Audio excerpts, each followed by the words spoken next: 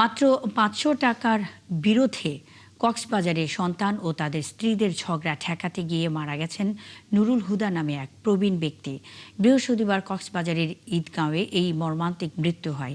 এই ঘটনায় এখনও কোনো মামলা দায়ের হয়নি। কামরুল ইসলাম মিন্টুর প্রতিবেদনে বিস্তারিত।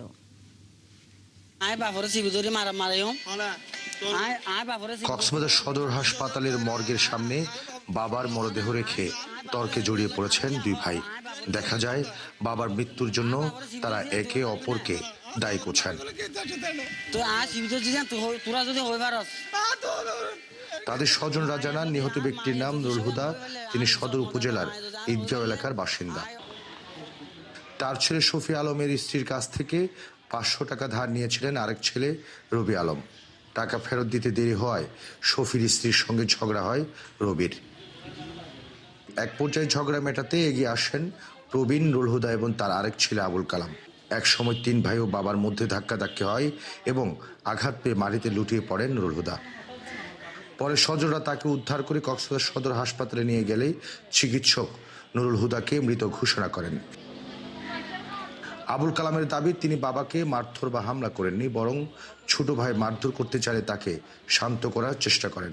ধাক্কা ধাক্কি দিয়া হতিন তখন এবার আগে হয়তো হইনারি যখন হইনারি তো বাপরে আনি সিয়ারত বগারে দিই তারা আনলে ঘর দিয়ে গেছে ঘটনা ডরে বোধ ডর ভাই হিসাবে আর করতে পারছিলে বাপকে ধাক্কা মারছিল হাইন্ডার থেকে পড়ে গেছে। পরে তারপর তো তুলি তারপরে লিয়েকশন দিছে, তারপর বগারে দিছে তো গালালি করছে আর আব্বুর মাথা রাখতে পারে না। আর নুরুল হুদার অন্যান্য ছেলে মেয়ে এবং স্বজনরা সুষ্ঠু তদন্তের মাধ্যমে বিচার দাবি করেছেন। যে গুসাগুলা বা যে ঝাপটাগুলা দিয়েছিল ওটাতে আমরা ধারণা করতেছি সবচেয়ে ওখানেই ওনার ইয়াটা হয়েছে।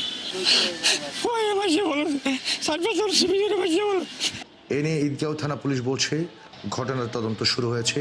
ময়না তদন্তের প্রতিবেদন পাওয়ার পর প্রয়োজনীয় আইনি ব্যবস্থা নেওয়া হবে। কামরুল ইসলাম মিন্টু, ৭১, কক্সবাজার।